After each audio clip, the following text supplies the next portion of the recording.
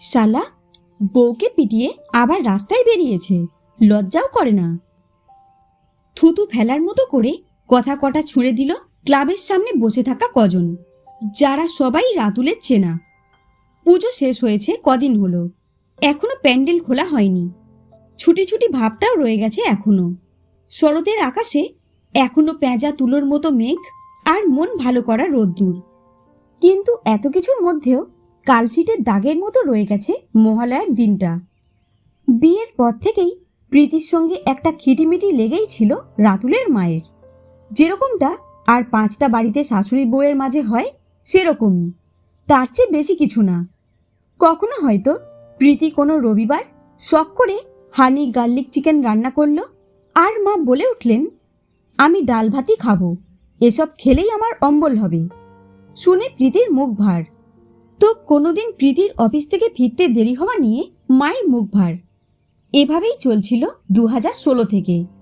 তবে এই মুখ ভারটা কখনোই কিন্তু মাত্রা ছাড়া হয়ে যায়নি। প্রীতি একটু বেডরুমে রাতুলের কাছে গজগজ করত।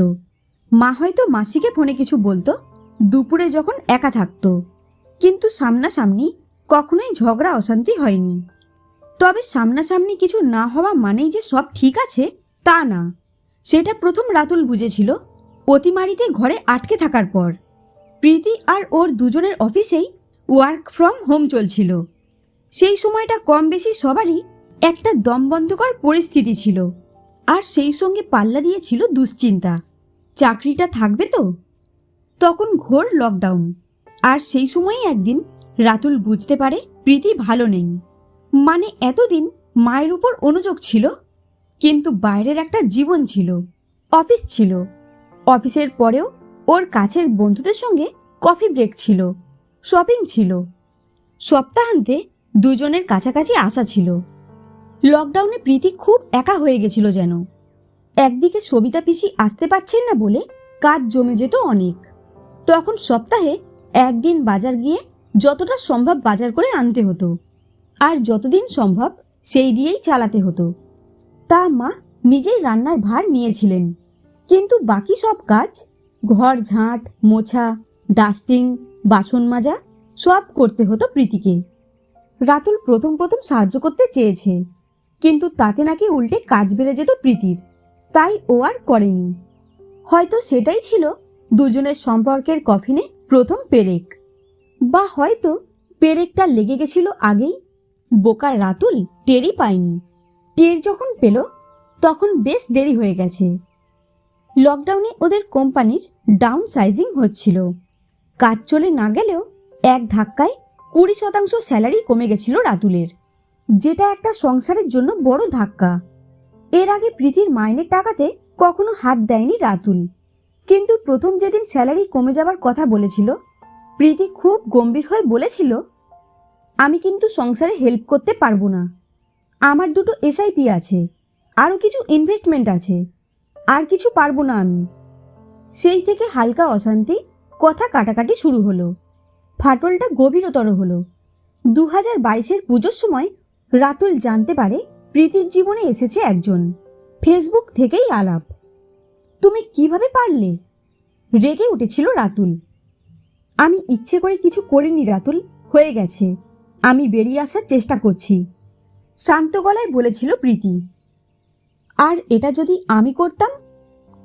তুমি কিছু করনি বলেই তো আজ এটা হচ্ছে রাতুল। আমি আমি কি করিনি? কখনো জানতে চেয়েছো আমি কেমন আছি? যাব বাবা, তুমি তো দিব্যি ভালোই ছিলে, তোমার অফিসও ঠিকঠাক চলছে, খারাপ কি আছো? এটাই এটাই তোমার সমস্যা, সব কিছু অ্যাজিউম করে নাও। ক্লান্ত হয়ে গেছি আমি। এবার আমাদের কি হবে? বললাম তো, সেরকম সিরিয়াস কিছু হয়নি, 2বার ডেটে গেছি মাত্র, আমি বেরিয়ে আসবো। মুখে আর কিছু বলেনি রাতুল, তবে প্রীতির ওই শান্ত স্বর আর 2বার ডেটে গেছি মাত্রটা ভুলতে পারছিল না ও। মেল ইগোতে আঘাতও লেগেছিল। চুপ করে গেছিল দুজনেই। মা কারণটা বুঝতে না পারলেও দুজনের মধ্যে যে কিছু একটা মন কষাকষি চলছে বুঝে গেছিলেন। দুজনকেই কি হয়েছে জানি না, মিটিয়ে নাও, যাই হয়ে থাক বলেও ছিলেন। আর 5জন মায়ের মতোই প্রীতি ওর বাড়ি চলে গেছিল, থেকে এসেছিল দিন কয়েক, আবার পুজোর আগে আগে এসেছিল। আস্তে আস্তে জীবন নিজেদের ছন্দে ফিরে এসেছিল।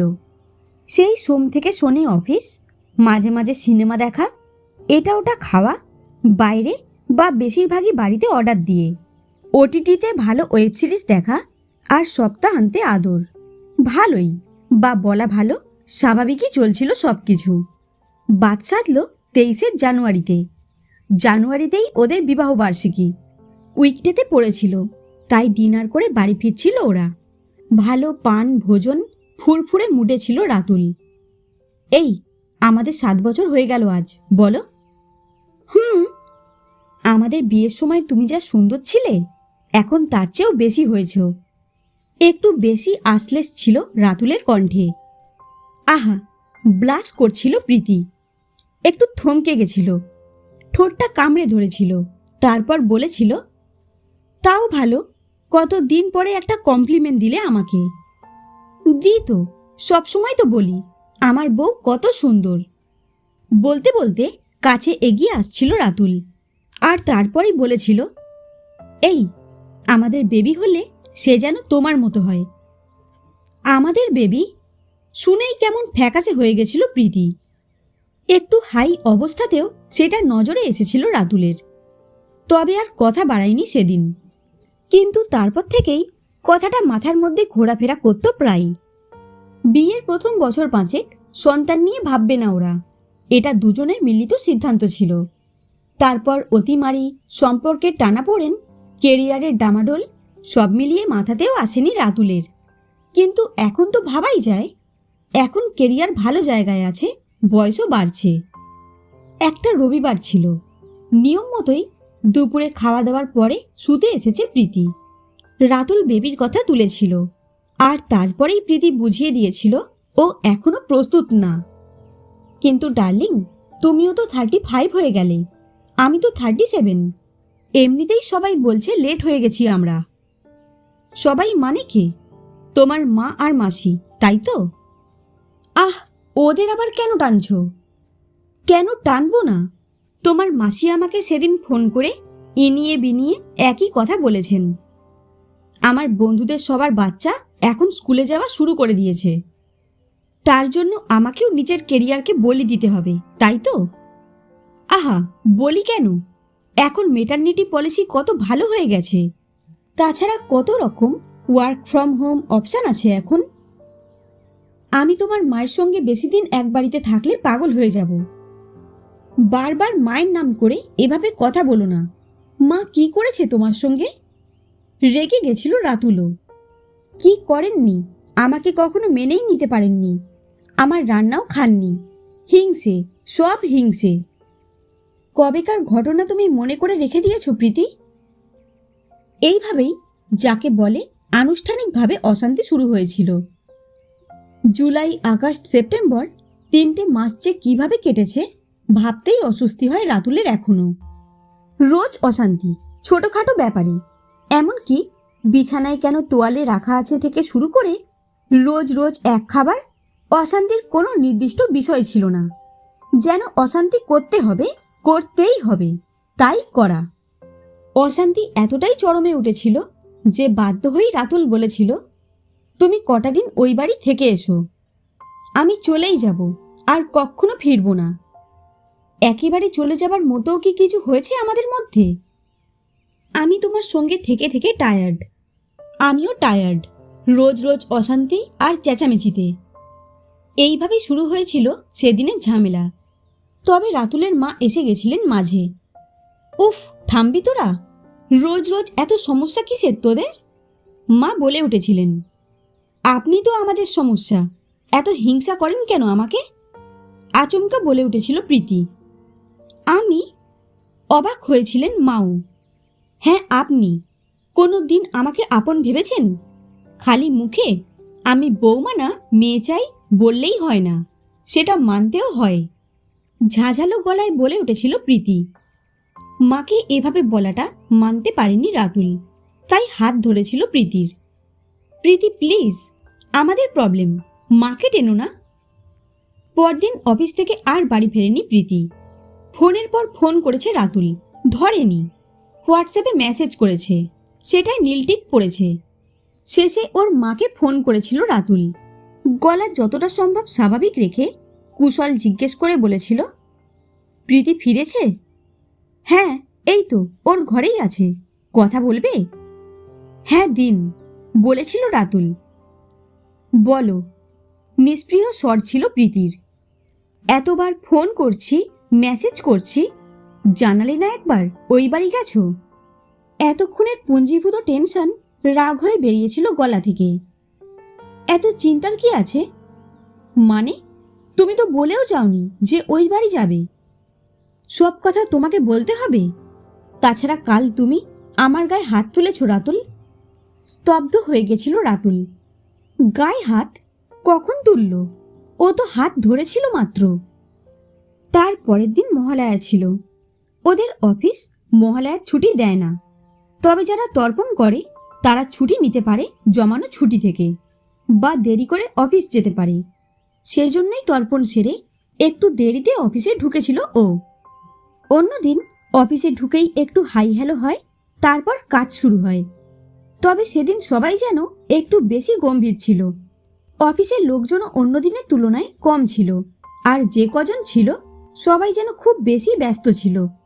একটু অবাক হয়ে নিজের ডেস্কে এসে বসেছিল রাতুল। কাজ শুরু করতে যাবে ওর মাস্তুতো দাদা রাজাদার ফোন এসেছিল। বাপ্পা, কোথায় তুই? শুভ মহালয়া, আমি তো অফিসে, খোশ মেজাজেই বলেছিল রাতুল। ফেসবুক দেখেছিস? ফেসবুক? না তো, কেন? আগে ফেসবুকটা দেখ, তবে তো বুঝবি। কিছু হয়েছে?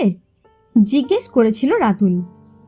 আসলে ফেসবুক ওর আছে ঠিকই, কিন্তু একদমই অ্যাক্টিভ নাও। কচ্ছিৎ কখনো প্রীতি বলে ছবি দিতে, তখন দেয়, এই আর কি। তাও রাজাদার কথা শুনে একবার ফেসবুকটা খোলে ও, আর তখনই চোখে আসে প্রীতির দীর্ঘ একটি পোস্ট। অনেক ভেবেচিন্তে এই পোস্টটা করছি আমি। গত কয়েক বছর ধরেই একটা অত্যন্ত টক্সিক সম্পর্কে জড়িয়েছিলাম, যেখানে প্রতিটা দিন আমাকে অপমান আর অবমাননার শিকার হতে হয়েছে। আমার স্বামী রাতুল মুখার্জি একজন মদ্যপ এবং চরিত্রহীন মানুষ। সে আমাকে দিনের পর দিন অপমান করেছে। মদত দিয়েছে আমার শাশুড়ি শোভা রানী মুখার্জিও। কিন্তু আর না, গায়ে হাত উঠেছে এবার আমার, তাই বেরিয়ে আসার সিদ্ধান্ত নিয়েছি সম্পর্কটা থেকে। আজ মহালয়া, মা দুর্গা আসছেন। আমিও প্রস্তুত মায়ের মতোই বাস্তবের অসুরের সাথে যুদ্ধ করতে।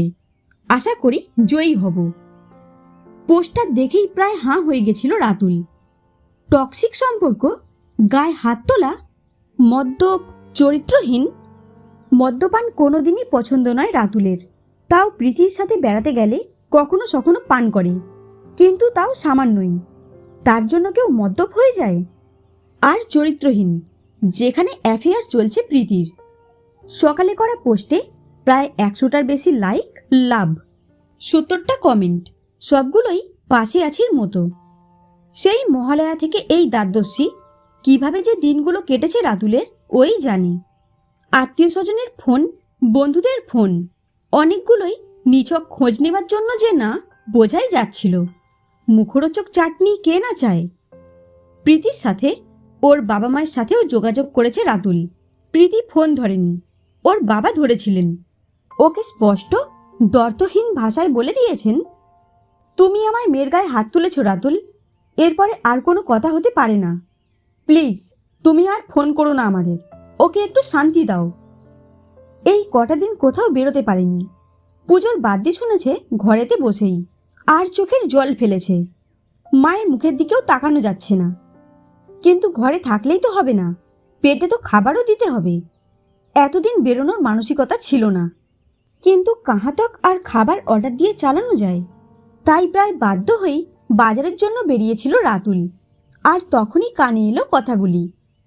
মাথা নিচু করে পাড়ার দোকানে ঢুকলো ও। বাজার পর্যন্ত আর যেতে ইচ্ছে করছে না।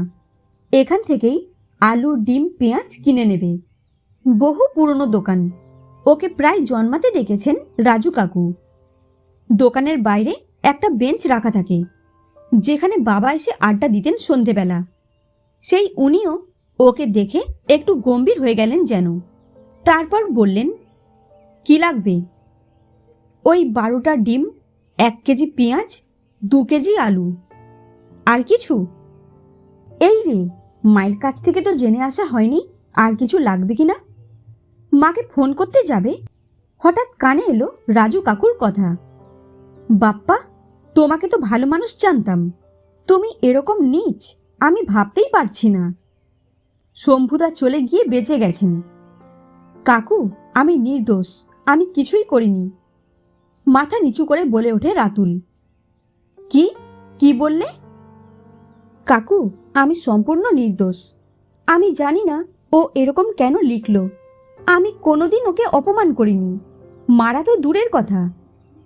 তাহলে কি বৌমা মিথ্যে মিথ্যে লিখেছে? আমি জানি না ও এরকম কেন লিখেছে। বিশ্বাস করো কাকু, আমি নির্দোষ। চোখ ছলছল করছে রাতুলের। যিনি প্রায় জন্মাতে দেখেছেন তার স্বরেও ধিক্কার। অফিসেও কানাকানি চলছে খুব, সেজন্যই পুজো কেটে গেলেও অফিসে জয়েন করতে পারেনি। ওর 2জন কলিগ শুভ বিজয়া জানাবার অছিলায় ফোন করেছিল। তখনই বুঝেছে প্রীতির পোস্টের স্ক্রিনশট শেয়ার হয়ে গেছে ওদের মধ্যে। পোস্টটা পাবলিক ছিল যে। কোথায় যাবে এবার রাতুল? কেউ কি নেই যে একটু বিশ্বাস করবে ওকে? কাকু, আমি সত্যি কিছু করিনি। সামান্য মন কষাকষি হয়েছিল। ও যে বাড়ি যাবে সেটাও বলেনি আমাকে। আমি পাগলের মতো কল করে গেছি, ধরেনি। তারপর তো একদিন হঠাৎ করে এই পোস্ট। যখন কিছু করিসনি তখন প্রতিবাদ কর। ঠোঙায় সাবধানে ডিম ভরতে ভরতে বলে উঠেছিলেন রাজু কাকু।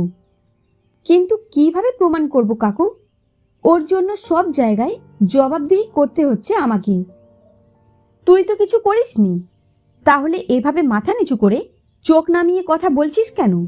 দরকারে আইনি সাহায্য নেই, কিন্তু এরকম মিনমিন করলে তো সবাই তোকেই দোষী ভাববে। বাড়িতে ফিরেও কথাটা ভাবছিল রাতুল। এই যে আজ ও বাজারে গেল না, সে তো শুধুই মেরুদণ্ডহীনতার জন্য। নিজের কাছে তো ও জানে যে ও দোষ করেনি, তাহলে? আর মাও তো বেরোতে পারছেন না। যে মা বাবা চলে যাবার পরেও দুর্গা ঠাকুরকে বরণ করতে গেছিলেন, যে মা দুর্গা সধবাদের মতো বিধবাদেরও ঘরের মেয়ে বলে, যাকে দেখে কত মানুষ অনুপ্রেরণা পেয়েছেন, তিনি কেন বিনা কারণে মদত দেবার জন্য দোষী হবেন? ভাবতে ভাবতেই উত্তেজিত হচ্ছিল রাতুল। আগো পিছু না ভেবেই প্রীতিকে একটা ফোন করলো। এবারেও নিরুত্তর। উফ, একবার ফোনটাও কি ধরা যায় না? 7 বছরের দাম্পত্যে কি এইটুকুও প্রাপ্য নয় ওর? 7-5 ভেবে মেসেজ করতে শুরু করলো ও। শেষ কয়েকটা মেসেজে চোখ গেল। তুমি কোথায়? ফোন ধরছো না কেন? সেই প্রথম দিনের মেসেজ। তোমার একটা পোস্ট দেখলাম। কেন লিখেছো এসব? আর কী সব লিখেছো? আমি মদ্যপ? বলো, কবে আমি মদ্যপ হলাম? আর আমি চরিত্রহীন? প্লিজ পোস্টটা ডিলিট করো। মাকেও বিনা কারণে টেনে এনেছো তুমি। প্রীতি, পুজো শুরু হচ্ছে, আমরাও সব ভুলে নতুন করে শুরু করতে পারি না?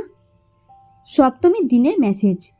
সবগুলোতেই ব্লু টিক আছে, অর্থাৎ মেসেজগুলো পড়েছে প্রীতি, উত্তর দেয়নি। কিছুক্ষণ ভেবে একটা মেসেজ টাইপ করে ও। তোমাকে অনেকবার ফোন করলাম, ধরলে না। আসলে কিছু বলার ছিল। তুমি যেভাবে জনসমক্ষে আমার মর্যাদাহানি করেছ, সেটা ক্রিমিনাল অফেন্স। আমার উকিলবাবু তোমার সঙ্গে কথা বলবেন। তবে জেনে রেখো, তোমার ওই অ্যাফেয়ারের কথা, যেটা আমি আগে কাউকে বলিনি, সেটাও উঠবে কোর্টে। কারণ তুমিও জানো, আমার কখনোই কোনো তৃতীয় ব্যক্তির প্রতি আকর্ষণ ছিল না। শুধুই তোমাকে ভালোবেসেছিলাম। কিন্তু দিনের পর দিন নিজের সম্পর্কের কথা স্বীকার করে চিট করেছো তুমি আমার সঙ্গে। সেগুলো নিয়েও কথা উঠবে এবার। আর আমার ব্যাংকের ট্রানজ্যাকশন থেকে প্রমাণ হয়ে যাবে আমি মদ্যপ নই। আর আমার মা কোনো অন্যায় করেননি, উল্টে তোমার জন্য তিনি শয্যাশায়ী। একজন 70 ঊর্ধ্ব মানুষের প্রতি এ অবিচার। যাই হোক, আইপিসি সেকশন 500 আছে, আদালত আছে, সুবিচারও পাবো নিশ্চয়ই। মেসেজটা পাঠিয়েই খুব ক্লান্ত লাগে রাতুলের। এক সময়ের ভালোবাসা তীব্র হাহাকার হয়ে গেছে, এতটাই যে নিজের সম্মান, বিশ্বাস সব প্রশ্নের মুখে চলে গেছে। অদ্ভুত একটা ক্লান্তিতে চোখ বুজে আসছিল রাতুলের। কিছুক্ষণ পর একটা ফোনের আওয়াজে ঘুম ভাঙল রাতুলের। রাজাদা কলিং। এই রে, আবার সেই এক জবাবদিহি। ধরব না ভেবেও মত পরিবর্তন করে রাতুল। নিজের জন্য নিজে যদি লড়াই না করে তবে কে করবে? হ্যাঁ বল, ফেসবুকটা দেখেছিস? আবার ফেসবুক? আহ, দেখি না। চশমা পরে ফেসবুক খোলে রাতুল। প্রীতির প্রোফাইলে নতুন পোস্ট।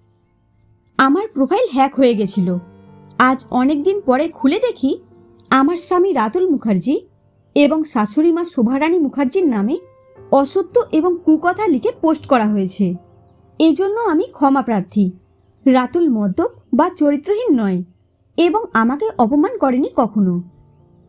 একবার, দুবার, তিনবার মেসেজটা পড়ে রাতুল।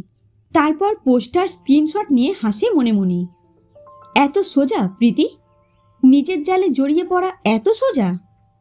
ফোন যে হ্যাক হয়নি লেখার ধরন দেখেই বোঝা যাচ্ছে।